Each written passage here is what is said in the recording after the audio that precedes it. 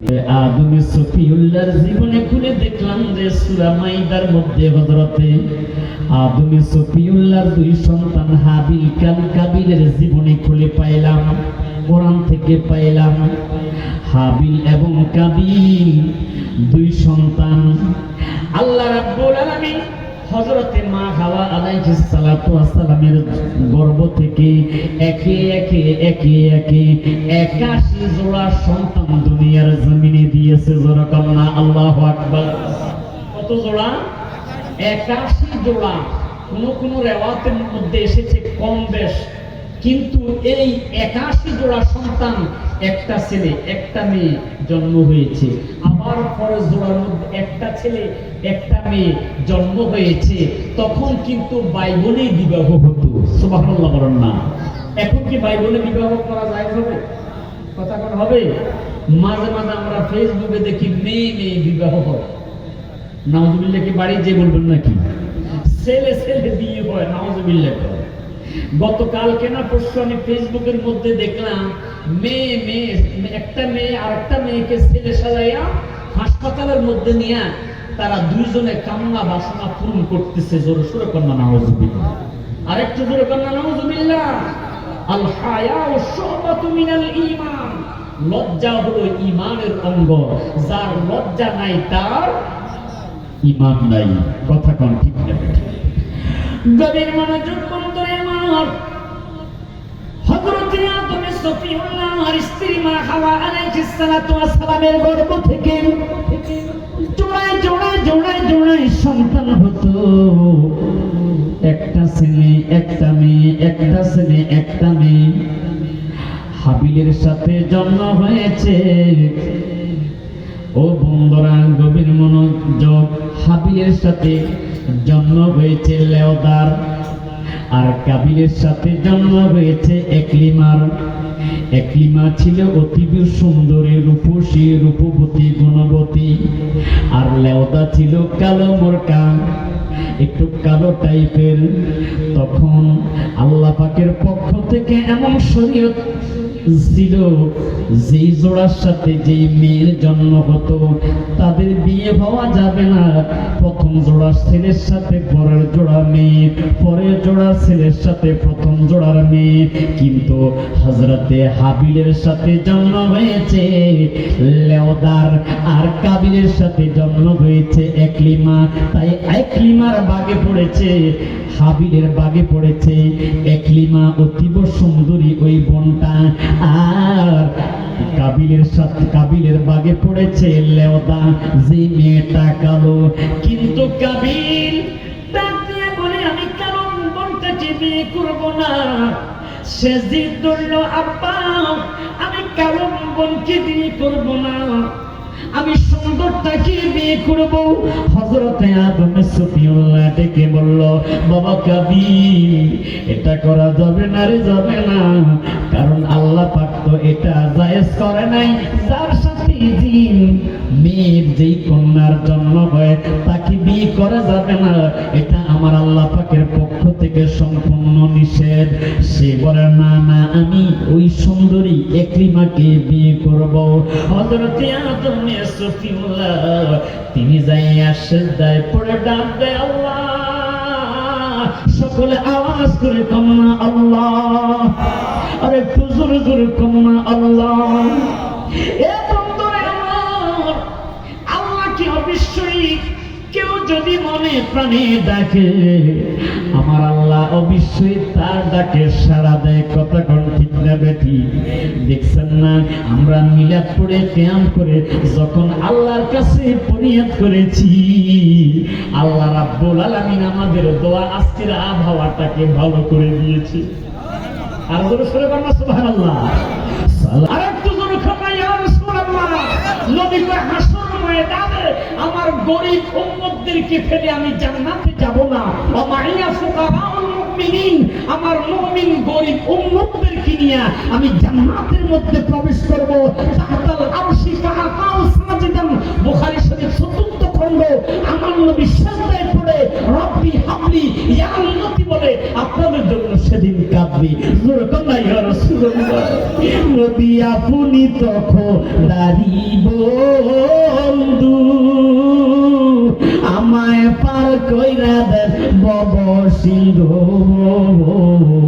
আপনি ভালো না বাসিলে আপনি ভালো না বাসিলে কে বাসিবে মোরে নবী গো আমরা গুনাহগারে বলেন সালাত সালাম জানাই দুরূদ সালাম জানাই নবীজি আপনারে নবী গো আমরা গুনাহগারে আরেকটু মহাব্বতে কন্যা মারহাবা বন্ধুরে আমার হযরত আদম সফিউল্লাহ ডাক দিয়ে কই আল্লাহ আপনারাও যদি গভীর রজনীতে তাহাজ্জুদের নামাজ পড়ি আমার নবীর দুরূদ শরীফ পড়ে আমার আল্লাহকে ডাক দেন অবশ্যই আল্লাহ পাক শুনবে আমার বন্ধুরে গভীর মনোযোগ প্রায় মসজিদের মধ্যে দেখি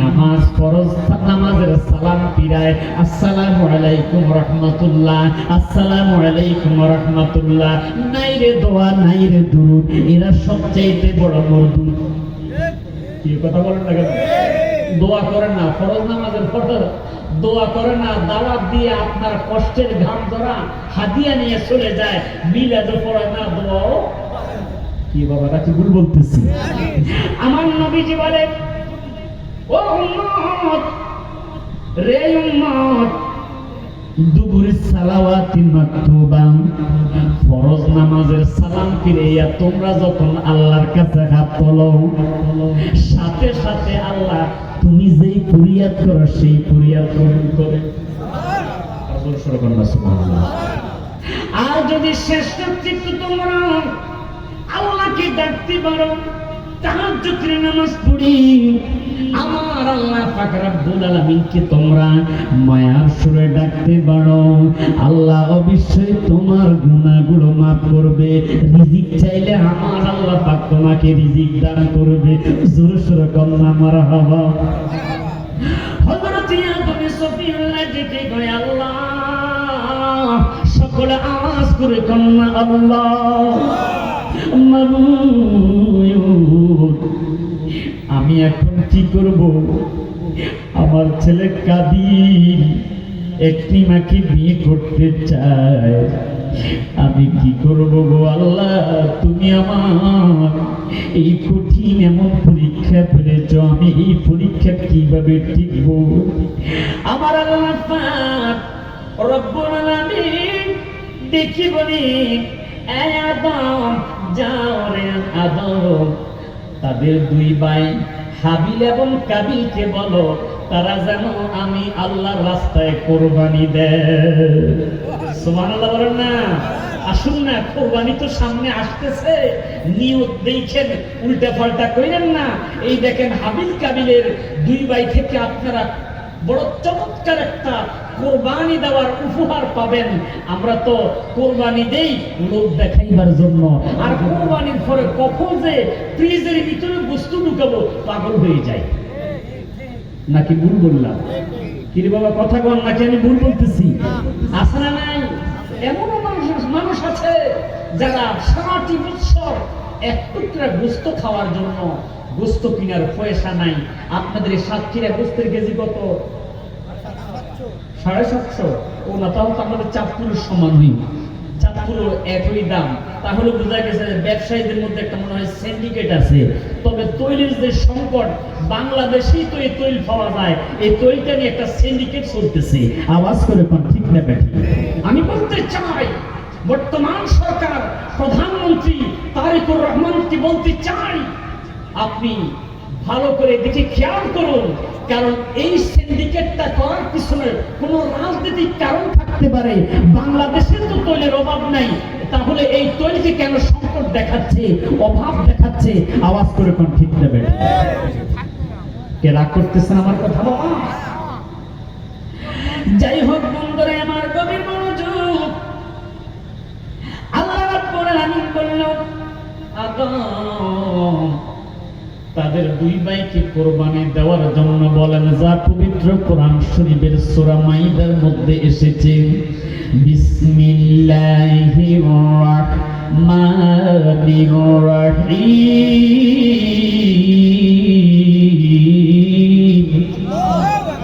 واتل عليهم نبأ ابني آدم بالحق إذ قربا قربانا فتقبل من أحدهما। চিৎকার করে কন্যা আল্লাহু আকবার। স্টেজে আসার আগে আমাকে সাবজেক্টটা দিয়েছি, আগে বলে নাই, যাক এরপর অসুবিধা নাই, যেহেতু এই কোরবানির বিষয়ে কিছু কথা বলার জন্য বলেছি, তাই কোরবানির পর কিছু কথা বলবো। আল্লাহ রাব্বুল আলামিন কবুল করে। সবাই বলেন না আমিন, আর একটু মহাব্বতে বলেন না আমিন। আল্লাহ রাব্বুল আলামিন বলেন, ও বন্ধু, আপনি মানুষের মাঝে হযরতে হাবিল এবং কাবিলের কোরবানির বিষয়টা, তাদের দুই ভাইয়ের এই কোরবানির বিষয়টা মানুষকে আপনি শুনায়া দেন। ওয়াতুলু আলাইহিম নাবা আবনাই আদম বিল হক। সুবহানাল্লাহ বলেন না, আর একটু জোরে বলেন না সুবহানাল্লাহ। বন্ধু, হাবিল এবং কাবিল আদম নবীর দুই সন্তান। ওয়াতুলু আলাইহিম নাবা আবনাই আদম, আদমের দুই সন্তান হাবিল এবং কাবিলের কোরবানির কথাটা আপনি মানুষকে শুনাইয়া দেন। ইয কররাবা কুরবানান, একজনের কোরবানি আল্লাহ পাক কবুল করেছে। কেন কবুল করেছে এই বিষয়টা একটু খেয়াল করেন। তাফসীরে কানজুল ঈমান খাজাইনুল ইরফান। বন্ধুরা রে আমার, ও আমার বাবারা, তাফসীরে মাযহারে কাজী সানাউল্লাহ ফানিপন্থী রাহমাতুল্লাহ আলাইহি কি লিখতেছে, এ বন্ধুরা, আল্লাহ রাব্বুল আলামিন হযরত আদম সফিউল্লাহকে বলছে, বন্ধু, আপনি আপনার দুই সন্তান হাবিল এবং কাবিলকে আমি আল্লাহ রাস্তায় কোরবানি দিতে বলেন। গভীর মনোযোগ। হাবিলের নিয়তটার সাথে সাথে সহি করে ফেলেছে, আমি মানুষ দেখাইবার জন্য কোরবানি দিব না রে, আমার আল্লাহ বলছে কোরবানি দিতে, তাই আমি কোরবানি দিব আমার আল্লাহ সন্তুষ্টির জন্য। আর শুরু করবে সুবহানাল্লাহ। এ বন্ধুরা, এবার হাবিল তার বকরির খামারের মধ্যে প্রবেশ করেছে। শত শত বকরি, সবচাইতে মোটা তাজা সুন্দর দেখে যেই বকরিটাকে দেখলো সবচাইতে মোটা তাজা সুন্দর, ওই বকরিটাকে সে নিল। কার জন্য? আর জোরে কন্যা, কার জন্য? নাকি বাজারে যাবেন সবচাইতে মরা বড়া হাড্ডি মরকা কামা মরকা, যে গরু হাঁটতে পারে না কোন রকম বলে আচ্ছা না, এরকম মানুষ যে মরা ধরা গরু করে কোরবানি দেওয়ার জন্য মার্কেটে যায়। কথা কর ঠিক দেবে ঠিক। আল্লাহ যেমন সুন্দর, তার জন্য কোরবানিটা হবে কি কালা মার্কা নাকি? কিরে বাবা, কেমন হবে কোরবানিটা? কার জন্য? কোরবানির ফসল রক্ত শরীর থেকে বের হওয়ার আগেই আপনার জীবনের সমস্ত গুনাহগুলো আল্লাহ রাব্বুল আলামিন কোরবানির পশুর রক্তের মতো বের করে দিবেন। আর জোরে সরে বলেন সুবহানাল্লাহ। গভীর মনোযোগ। ও বন্ধুরা, হাবিল সবচাইতে মোটা তাজা একটা বকরি আল্লাহর রাস্তায় কোরবানি করে দিল। আল্লাহ রাব্বুল আলামিনের পক্ষ থেকে সে কোরবানি রিসিভ করলো। মারহাবা, আর জোরে বলেন মারহাবা। এবার কাবিল কি করলো?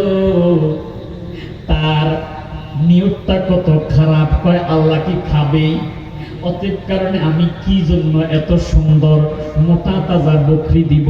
আমি সবচাইতে নিকৃষ্ট কিছু গম অথবা জব অথবা আটা এরকম কিছু ময়লা আবর্জনা যুক্ত ফসল আল্লাহ রাস্তায় কোরবানি করে দিয়েছে। জোরে বলেন নাউজুবিল্লাহ। আরেকটু জোরে বলেন নাউজুবিল্লাহ। আল্লাহ রাব্বুল আলামিন কবুল করে নাই।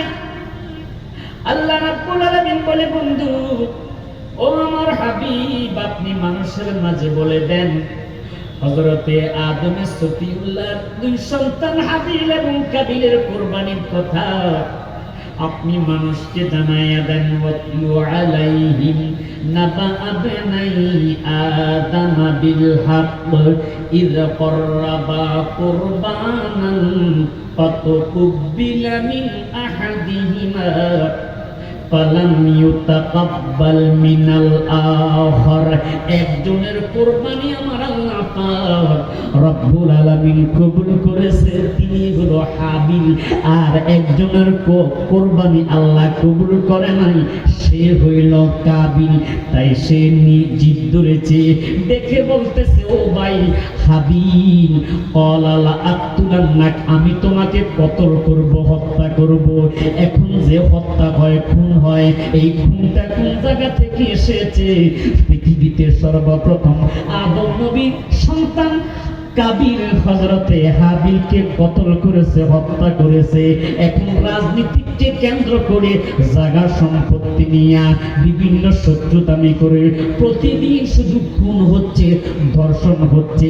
আওয়াজ করে কোন ঠিক না বেঠি? আমার বন্ধুরা গভীর মনোযোগ। কাবিল দেখি বলতেছে, ভাই হাবিব, আমি তোমাকে কতল করব, আমি তোমাকে হত্যা করব। কিন্তু মুত্তাকিন পরহেজগার হাবিব, আল্লাহ ভয় তার অন্তরের মধ্যে আছে, আল্লাহর মহব্বত তার অন্তরের মধ্যে আছে রে। সে বলতেছে, ভাই কেন তুমি আমাকে হত্যা করবে? কারণ আল্লাহ শুধু মুত্তাকিনদের কুরবানি কবুল করবে। যার নিয়ত থাকে আমি আল্লাহর জন্য কুরবানি দিব, যার নিয়ত থাকে আমি আল্লাহ সন্তুষ্টির জন্য কুরবানি দিব, আল্লাহ পাক রব্বুল আলামিন তার কুরবানিটাই কবুল করে। জোরে সোরে কন্যা সুবহানাল্লাহ।